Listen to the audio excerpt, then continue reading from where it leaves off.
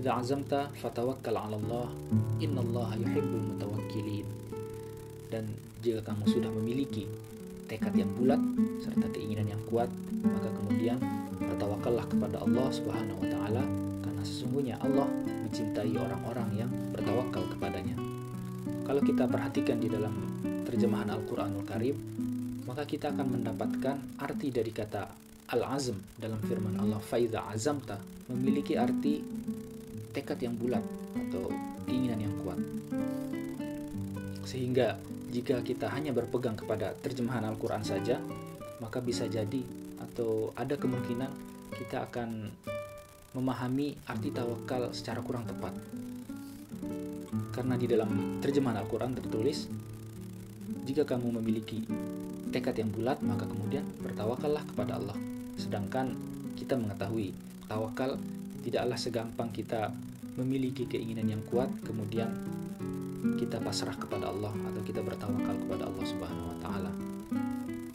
Maka dari itu, untuk memahami dan mengerti apa maksud dari ayat-ayat Allah di dalam Al-Quran, kita tidak bisa sekedar berpegang kepada terjemahan Al-Quran, melainkan kita juga membutuhkan penjelasan dari para ulama ataupun para mufassir atau ahli tafsir.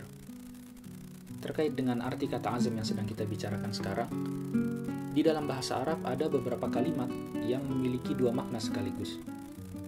Contohnya, alhamdu dalam surat Al-Fatihah, alhamdulillahirabbil alamin. Alhamdu di sini memiliki dua makna. Yang pertama adalah bersyukur, kemudian yang kedua adalah memuji Allah Subhanahu wa taala. Sehingga ketika kita mengucapkan alhamdulillahirabbil alamin, di saat itu kita tidak hanya sekedar bersyukur kepada Allah Subhanahu wa taala atas karunia ataupun nikmat yang kita terima, melainkan di saat yang sama kita juga memuji Allah Subhanahu wa taala. Nah, kata azam dalam bahasa Arab juga memiliki dua makna. Yang pertama adalah seperti yang tertulis di dalam terjemahan Al-Qur'an, yaitu tekad yang bulat ataupun keinginan yang kuat. Makna yang lain adalah berusaha atau berupaya. Sehingga dari sini saja kita sudah bisa memahami dengan lebih baik bagaimana kita bertawakal kepada Allah Subhanahu wa taala, yaitu dengan memiliki tekad yang kuat ataupun keinginan yang kuat, kemudian berusaha atau berupaya sekuat tenaga untuk mewujudkan apa yang kita inginkan, kemudian yang terakhir baru kemudian kita bertawakal dan menyerahkan semuanya kepada Allah Subhanahu wa taala. Sebagai contoh, kita ambil beberapa kisah yang ada di dalam Al-Quran. Yang pertama, kisah tentang Nabi Musa alaihi salam yang menyelamatkan Bani Israel dari kejaran Fir'aun. Kemudian selanjutnya kisah tentang Nabi Yusuf alaihi salam yang menyembuhkan atau mengembalikan penglihatan dari ayahnya Nabi Yakub alaihi salam dengan mengusapkan baju pada wajahnya. Dan yang terakhir, kisah dari Maryam alaihissalam, ibunda Nabiullah Isa alaihissalam, yang dikisahkan pada saat itu dia sangat lemah sekali, kemudian menggoyangkan pohon kurma, kemudian setelah itu berjatuhanlah buah-buahnya.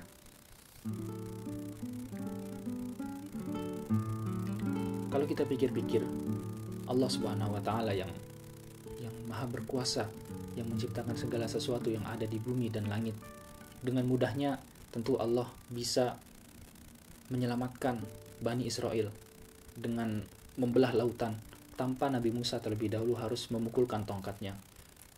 Ataupun Allah yang maha penyembuh bisa langsung menyembuhkan atau mengembalikan penglihatan dari Nabi Yakub tanpa Nabi Yusuf harus mengirimkan bajunya untuk diusapkan pada wajahnya. Tapi yang terjadi adalah Allah Subhanahu wa taala memerintahkan kepada Nabi Musa alaihi salam untuk berhadapan langsung dan meminta kepada Fir'aun agar Fir'aun mau melepaskan dan menyerahkan Bani Israel kepadanya. Dan kemudian ketika hendak keluar dari Mesir, Fir'aun mengejar Nabi Musa dan Bani Israel. Kemudian Allah memerintahkan kepada Nabi Musa untuk memukulkan tongkatnya sehingga laut pun terbelah. Di kisah ini kita bisa melihat bahwa di satu sisi ada tekad dan keinginan dari Nabi Musa alaihi salam untuk menyelamatkan dan mengeluarkan Bani Israel dari kejamnya Fir'aun, dan di sisi yang lain ada janji Allah yang akan memberikan pertolongannya kepada Nabi Musa dan Bani Israel. Tapi Tapi ada satu hal juga yang sangat penting, yaitu diantara tekad dan keinginan seorang hamba dan janji Allah Subhanahu wa Ta'ala, di tengah-tengahnya harus dilengkapi dengan usaha dan upaya dari hamba tersebut untuk mewujudkan apa yang diinginkan dan untuk menjemput apa yang telah dijanjikan oleh Allah Azza wa Jalla. Dari kisah-kisah tersebut, semoga kita bisa mengambil pelajaran bagaimana seharusnya kita bertawakal kepada Allah Subhanahu wa Ta'ala. Ada firman Allah lain yang berbunyi, Innallaha la yughayyiru ma biqaumin hatta yughayyiru ma bi anfusihim. Jadi Allah tidak akan merubah nasib seseorang atau nasib satu kaum sampai kaum tersebut atau orang itu merubah nasibnya sendiri.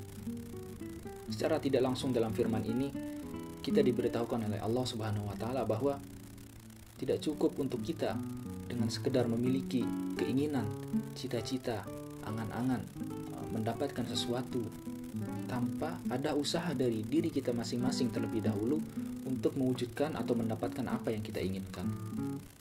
Sidi Ahmad Zarruq dalam salah satu bukunya beliau menulis, fa inna lil 'abdi al asbab wa 'ala Allahi fathul bab. Jadi maksudnya adalah bahwa kewajiban bagi seorang hamba adalah agar dia berusaha dan berupaya sekuat tenaga untuk mewujudkan apa yang dia inginkan, dan kemudian barulah Allah akan membukakan baginya jalan dan pintu-pintu agar dia bisa mendapatkan apa yang telah dia usahakan. Ad-dinun nasihah, agama itu adalah nasihat, maka marilah kita saling menasihati dalam kebenaran dan kebaikan.